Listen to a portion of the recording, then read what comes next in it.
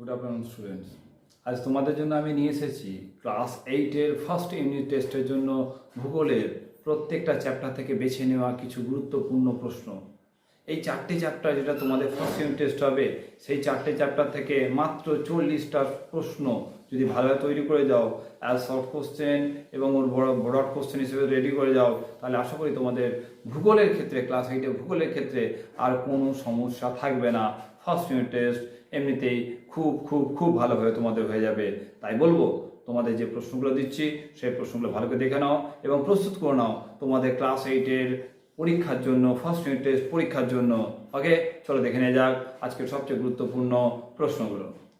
তো দেখো, পৃথিবীর অন্দরমহল থেকে কিছু প্রশ্ন আছে, সেই প্রশ্নগুলো থেকে আমি উত্তর করে দিয়েছি। পৃথিবীর গড় ব্যাসার্ধ কত, পৃথিবীর গড় তাপমাত্রা কত, পৃথিবীর বয়স কত, পশ্চিমবঙ্গের কোথায় উষ্ণ প্রস্রবণ আছে, পৃথিবীর অভ্যন্তর কটি স্তর নিয়ে গঠিত, কী কী রয়েছে, প্রোফেসিমা কী কী নিয়ে গঠিত, শিলামণ্ডল কী রয়েছে দেখে নেবে, পৃথিবীর কেন্দ্রমণ্ডলে গড় তাপমাত্রা কত রয়েছে, ভূত্বক এই গুরুমণ্ডল ও কেন্দ্রমণ্ডলের মাঝে কী অবস্থিত রয়েছে, কেন্দ্রমণ্ডল কটি অংশ নিয়ে বিভক্ত ও কী কী রয়েছে, ম্যাগমা কাকে বলে এবং রয়েছে এখান থেকে উষ্ণ প্রস্রবণ কাকে বলে।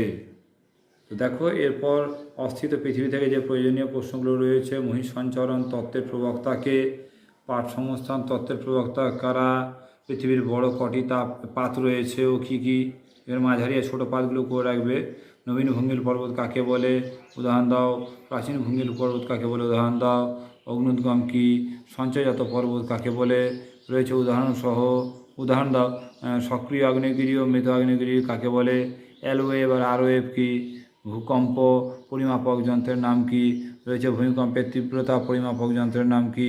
12 নম্বর প্রশ্ন, ভারতের ভূমিকম্প প্রবণ অঞ্চলগুলির নাম লেখো, রয়েছে প্রশান্ত মহাসাগরীয় অগ্নিবলয় বা আগ্নেয় মেঘলা কাকে বলে, রয়েছে বিপর্যয় ব্যবস্থাপনার উদ্দেশ্যগুলো কী কী, রয়েছে হঠাৎ ভূমিকম্প শুরু হলে তুমি কি করবে। বেশি প্রশ্ন দিনই তোমাদের অল্প কয়েকটা করে দিয়েছি।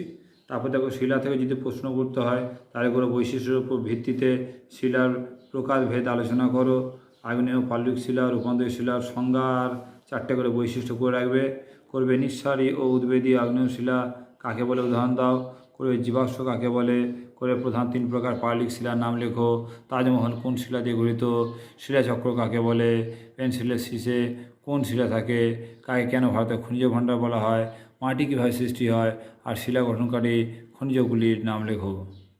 এরপর লাস্ট যে জায়গাটা থেকে প্রশ্ন করতে হয়, ভারতের প্রতিবেশী দেশ।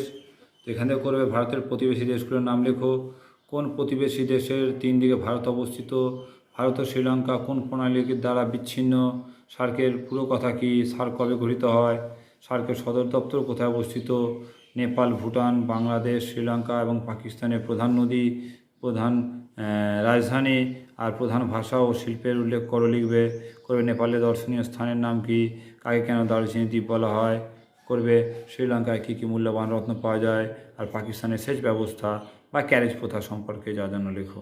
তো এই কটাই প্রশ্ন দিলাম। এই প্রশ্নগুলো প্রত্যেকটা চ্যাপ্টার থেকে বেছে নিয়ে জাস্ট কয়েকটা করে 10টা 12টা করে প্রশ্ন রয়েছে, এগুলো দেখে নিলে 41 প্রশ্ন আছে, তোমাদের সব সম্পূর্ণ হয়ে যাবে। আশা করি প্রথম ইউনিট টেস্টের জন্য তোমরা ভালোভাবে প্রস্তুত হয়ে নিচ্ছ।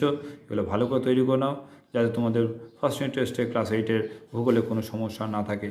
আর অবশ্যই তোমাদেরকে রিকোয়েস্ট করব, পারলে আমার চ্যানেলটাকে অবশ্যই সাবস্ক্রাইব করে রাখবে এবং প্রয়োজনে একটা লাইক দিয়ে দেবে। তোমার বন্ধুবান্ধবের মাঝে যত পারবে বেশি করে শেয়ার করবে, যাতে তারাও তোমার মতো এই সুবিধাটা পেতে পারে। Thank you so much.